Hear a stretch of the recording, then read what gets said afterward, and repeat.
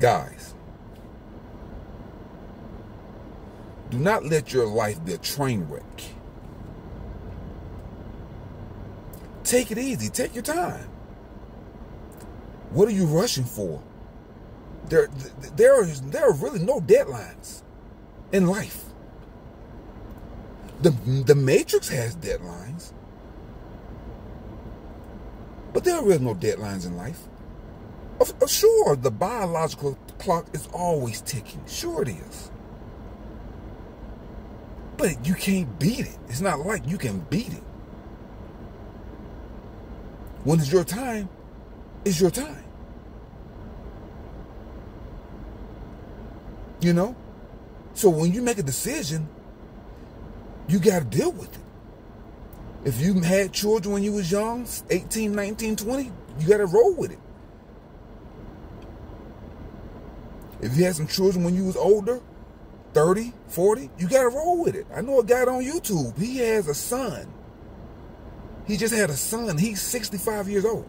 And he loves his son. He loves him. His son don't care how old he is.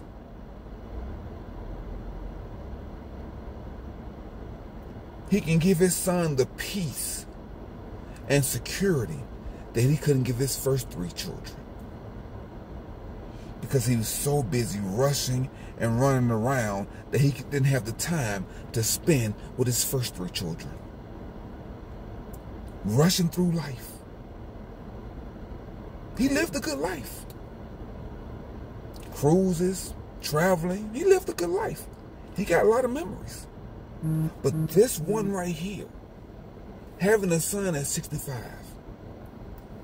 he's the happiest he's ever been in his life.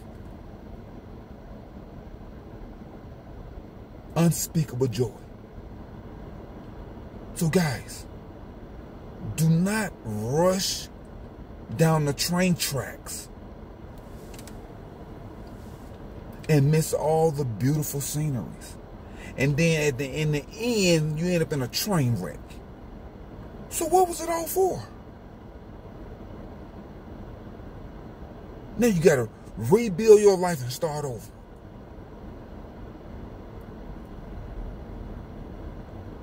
It's not worth it, guys.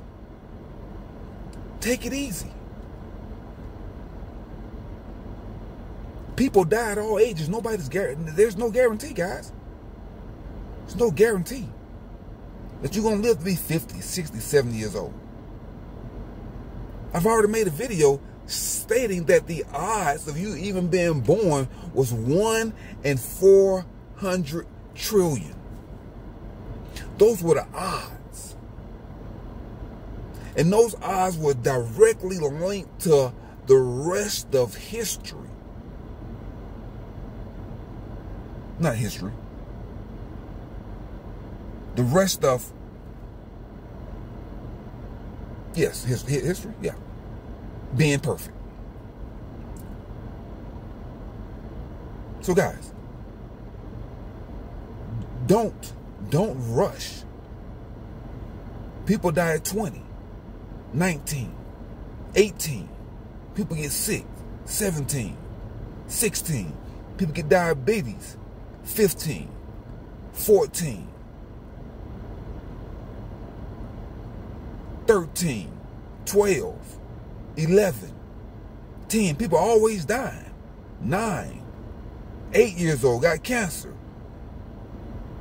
7 years old, got hit by a car.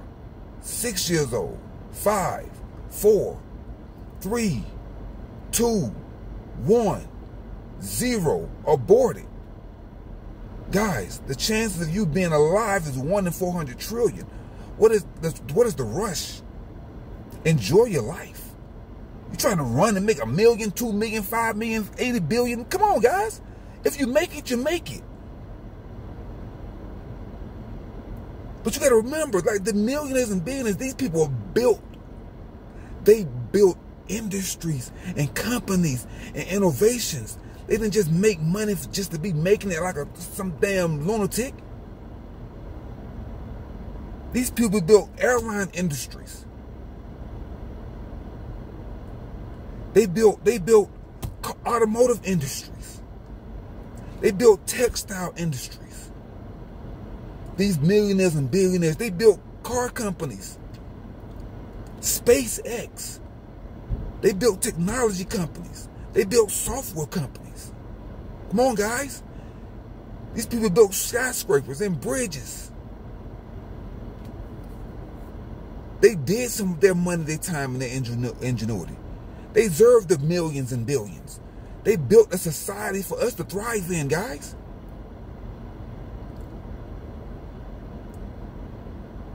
Let's not be wimps about this. Let's be men about this.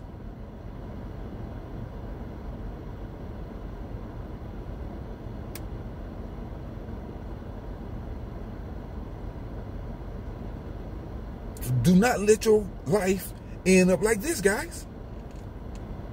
A freaking train wreck. Just a total loss of explosion. You don't want this, guys. And we're gonna tie in a train wreck to your life.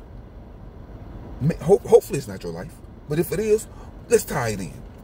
Let's get into it. We're gonna go to number 3. Pervasive damage. A train wreck causes widespread physical damage. Similar, a life in disarray can affect multiple areas such as personal relationship, careers, mental health, and physical well-being, leaving a trail of emotional and psychological wreckage. Guys, that should be all I have to say.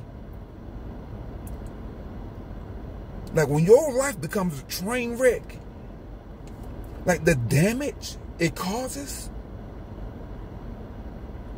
is almost unrepairable. Like when a train wrecks, man, it's almost a total loss. They almost have to throw everything in the trash, but you don't have to do that with your life. You can repair yourself.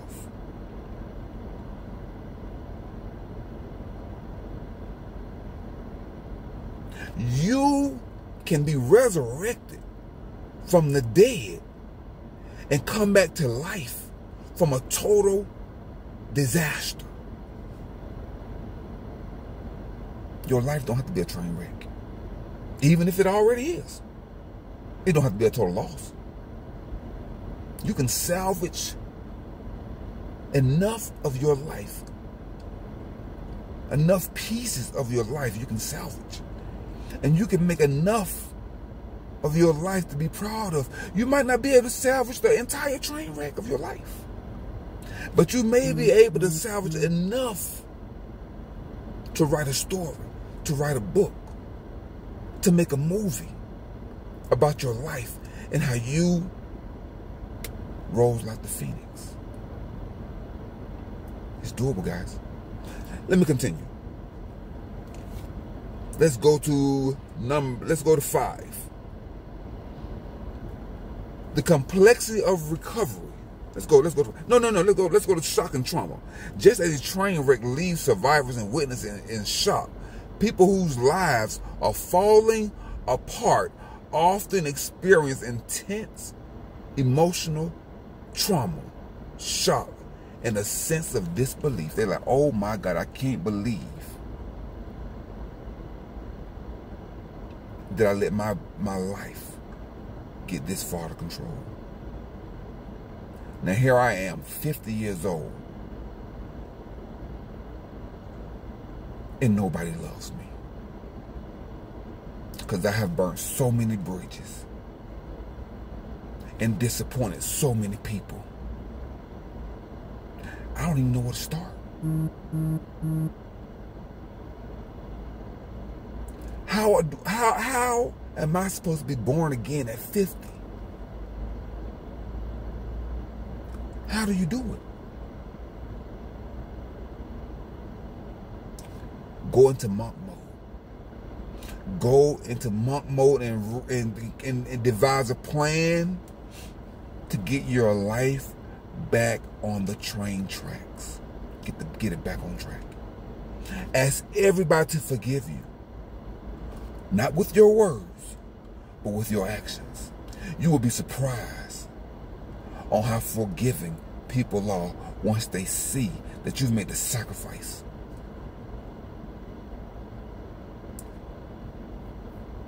To do the right thing. Okay, guys, let me get back to it. Emotional trauma, shock, and sensory disability. Complexity of recovery. And this is the difficult part, guys. This is the part that a lot of people they can't take it, man. They can't figure it out, bro. This is when they need professional help. Here we go. The process of cleaning up after a train wreck is complex and lengthy, involving many people and resources. Likewise, rebuilding a life after a series of personal disaster requires significant effort, support from others, and often professional help. Guys, you have people who've been traumatized, who've been to jail, who've been sexually assaulted. And when I say to jail, sometimes they've been incarcerated for crimes they didn't even commit. And sometimes they were incarcerated for crimes that they did commit. But jail made it worse.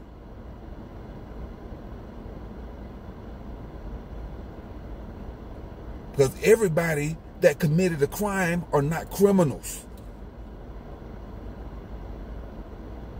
They just were in survival mode and committed an act out of ignorance and desperation.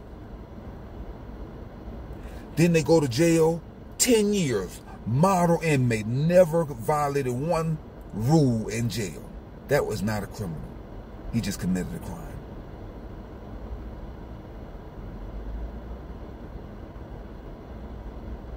So guys, don't commit a crime against yourself. You're just as bad as the person who committed the crime against society. You're just as bad because you're worthless. If you commit a crime against yourself and you have low self-esteem, low value, low confidence, you're worthless, guys. You're laying on the side of the road like a rock.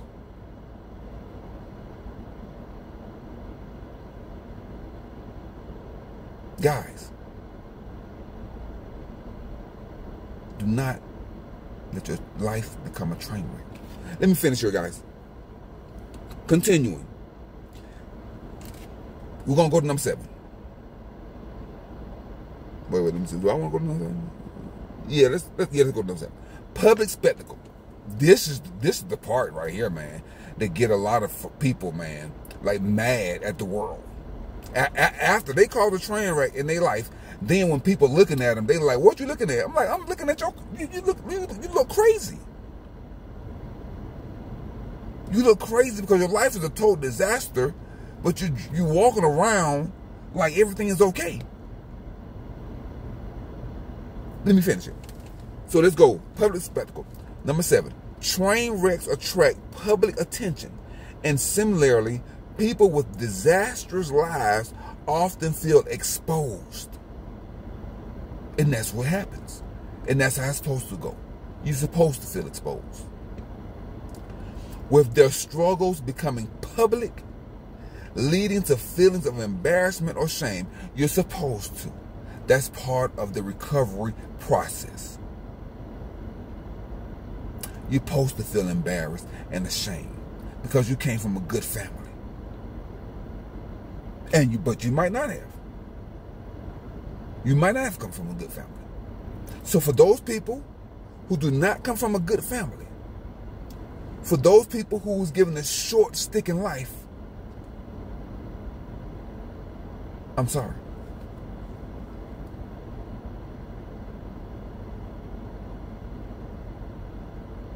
I can't feel your pain.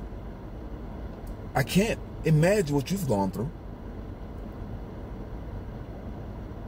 So I'm going to apologize for the monsters that made you a monster. But if you're listening to this message, you can resurrect yourself. You can redeem yourself.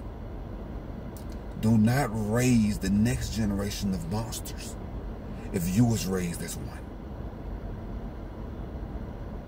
Be kind to your pets.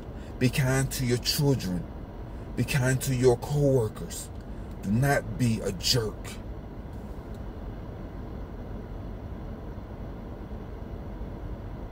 So yeah, you're supposed to be embarrassed and ashamed. Shame is good for you. Embarrassment is healing.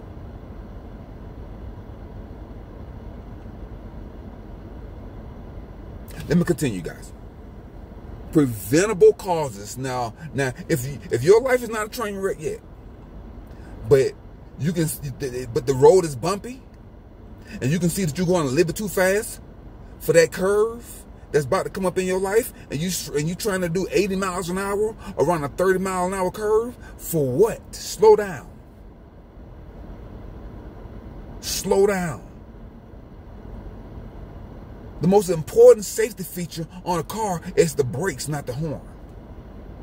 But you have these idiots that be going full speed down the damn freeway, down the highway, down the street, through school zones, blowing their damn horn. Use your brakes.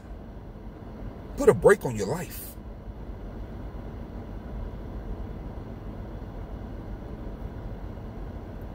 Proceed with caution, guys. Let me finish this one. Preventable causes. Many train wrecks are preventable, just like many life wrecks are preventable. Caused by negligent, oversight, or failure to address small issues in your life. Negligence is driving, going too fast, being careless with your life, smoking, drinking, having unprotected sex. That's negligence. Oversight is not paying attention. Not paying attention to the details that will impact your life down the road. Failure to address small issues. Like, everything matters, guys. A small issue may be exercising. A small issue may be communication. A small issue may be, eating the right food. Drinking enough water. Like dehydration, you can die. Easy. We probably not die easy, but you'll get you can lose consciousness fast. Anyway, I'm not a doctor, guys, so I don't know everything. Anyway, likewise, disastrous lives often stem from unreasonable problems, unresolved problems, ignored red flags, or a series of poor decisions that accumulate over time. Let me read that again, guys. Likewise, disastrous lives often stem. In other words, what it's saying is that if your life is a disaster, or you know somebody's life is a disaster, they have 1, 2, or 3, or all of these problems in common. Everybody with a disastrous life has these similar problems in common.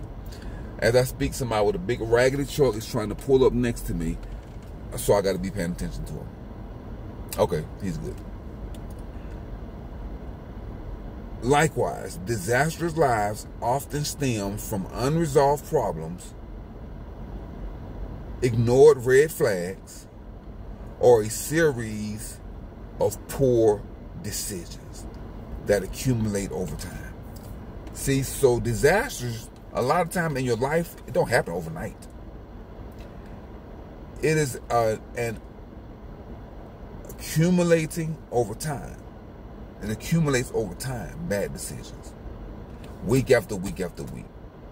Month after month after month. Year after year after year. You keep making the same bad decisions. So let's go. Let's finish up, guys. This comparison underscores the severity and impact of lives in turmoil, highlighting the need for timely intervention, comprehensive support, and resilience in the face of adversity. Guys, everything you need is in right here on this video. Like, so if you need to run out and start doing other crazy shit, no. You just prolonging the recovery. Start today. I'm going to read this again. This comparison underscores the severity and impact of lives in turmoil, highlighting the need for timely intervention, start now, comprehensive support, and resilience. You gotta be tough. You gotta be made of leather. See, too many people these days, they're made of artificial leather. You need to be made of real cowhide in order to be resilient and survive in today's society. Because society is getting tougher. When I say society, I'm not talking about the people. I'm talking about the survival in society. It's getting tougher. And we know when they say only the tough will survive, that's the truth. That's the truth. So guys, I'm done with this video. That was a great analogy. I really took that to heart. I'm really learning a lot from the things that I'm saying. I'm going to apply everything that I'm saying to my life because I'm really passionate about living a quality life. You know, I'm really passionate about maintaining a high frequency, high vibration, magnetism. I want to attract the most highly motivating and positive people in my life around me. I'm serious about it. This is not a joke. And, you know, if you're going to come on here, I need for you to maintain the same high level of energy and positivity and passion for life. Guys,